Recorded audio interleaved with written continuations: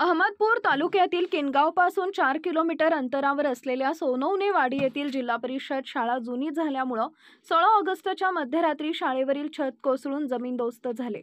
शाळा रात्रीच रिमझिम पाऊस सुरू असताना 10 ते 11च्या दरम्यान कोसळल्यामुळे जीवितहानी झाली नाही। अधिक माहिती अशी की सोनवणे वाडी येथील जिल्हा परिषद प्रशाला जवळपास 50 ते 60 वर्षापूर्वीची जुनी आहे।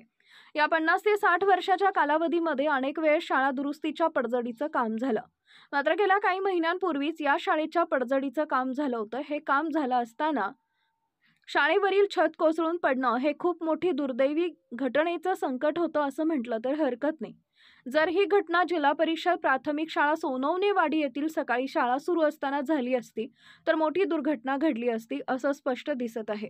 अनेकांचं असं म्हणणं आहे की ग्रामपंचायत कार्यालय, केंद्रीय शाळा व अहमदपूर येथील शिक्षणाधिकारी कार्यालय यांना या शाळेच्या दुरुस्तीबाबत कळवले असता देखील संबंधितांनी या शाळेकडे दुर्लक्ष केलंय असं म्हटलं तरी काय हरकत नाही असं गावकऱ्यांचं म्हणणं आहे।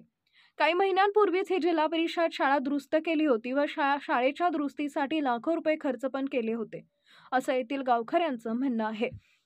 पण हा खर्च कशावर झाला हे अद्याप लक्षात येईना, कारण महत्त्वाचं म्हणजे शाळा दुरुस्तीची कामं म्हणजे शाळेवरील छत, शाळेच्या खोलीमधील निर्जीव झालेल्या भिंती या गोष्टी दुरुस्तीसाठी महत्त्वाच्या ठरतात।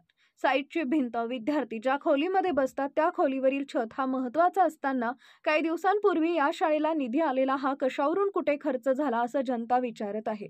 या जिल्हा परिषद शिक्षण समिती अध्यक्ष यांनी या शाळेकडे लक्ष दिलं असतं तर छत पडण्या अगोदरच वरिष्ठांना कळवून ही शाळा दुरुस्तीसाठी आली आहे। केव्हाही पडून दुर्घटना काही होऊ शकते असं कळवलं का नाही हे पण लक्षात येत नाही।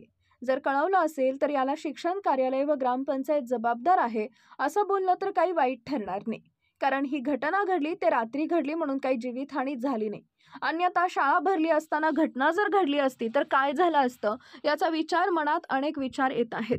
जर बातमी आवडली असेल तर आपल्या लोकप्रिय GM मराठी न्यूज चॅनलला लाईक व सबस्क्राईब करा।